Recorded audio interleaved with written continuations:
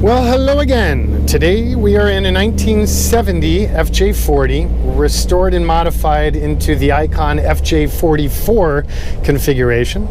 This is number, what is it? Number 109. And let's take it for a little final test drive and I'll tell you its story. So as I said, we started with an FJ 1970. Beyond salvation, beat to holy hell. So that always makes me feel good. With the FJs, you know, we're generally able to start with trucks that are so hammered and so beat up that there really was no other option for those trucks. Literally, like they were off to a junkyard, landfill, and there just was not enough integrity for it to go back to the stock configuration. But given the engineering control and supplier network that we have to support our efforts with the FJ, it's not like the Bronco where I need a really good body to begin with. With these, I can just start with basically a bucket of poo with title and VIN. So there's that. This one is finished in the sand tan color, one of the original FJ colors, certainly one of the most popular. And actually I haven't done one in a little while. It's been a bit since we've done a sand 44. I think we did a sand 40 recently, but yeah, it's been a while. This one's also running the larger 5.7 LS motor. So that's boasting 430 horsepower and 450 foot-pounds of torque. And you can really feel the difference, especially right off the line and at freeway speeds.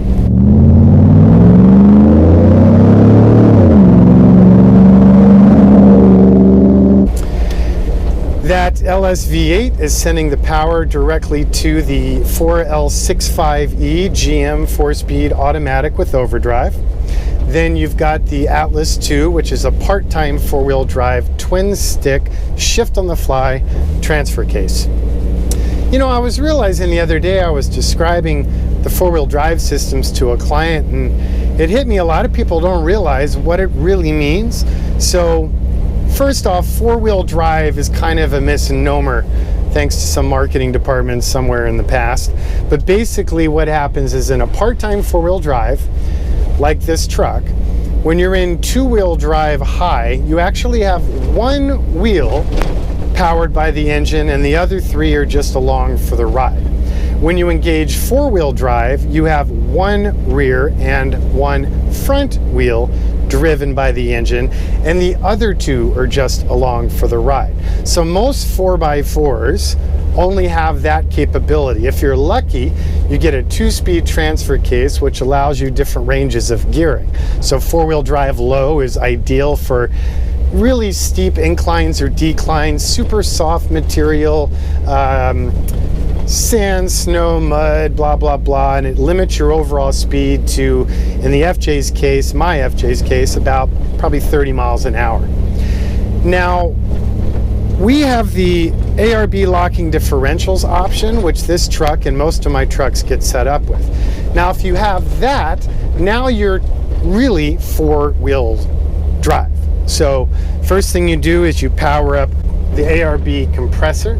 Then you lock either the rear differential or the front and rear differential. You never want to lock the front diff on its own, and in fact the design of our system, ARB system, will not allow you to do that because that could be catastrophic.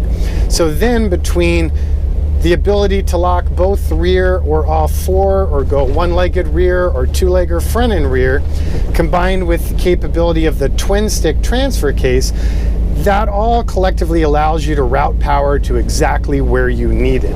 One of the more dangerous situations off-road, I mean, just, you know, you don't want to lose traction, period. But when you've lost traction and you're sitting there gassing it, and suddenly one wheel grabs traction, it can send you off on an unexpected trajectory.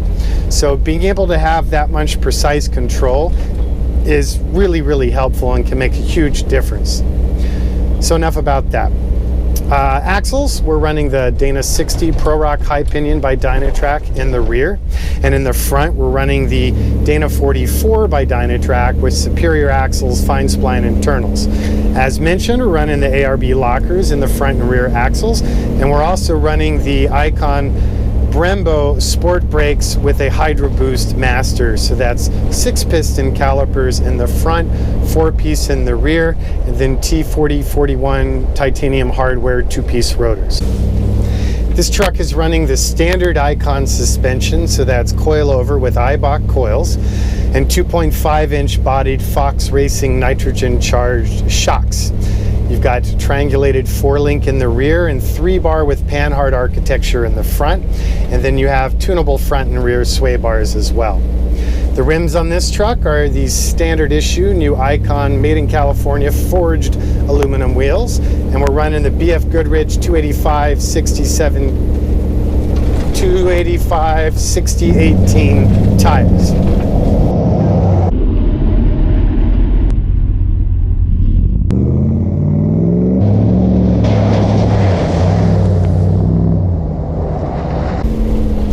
Further options on the exterior include the Warn winch with the Viking and ARB recovery gear kit.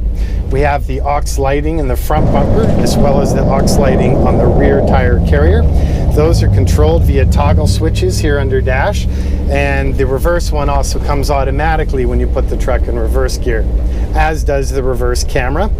That's part of the Pioneer 8800 NEX head unit. Great system, has Bluetooth and AM, FM, and sat radio, and blah, blah, blah. Also has CarPlay and Droid interface, which is really nice.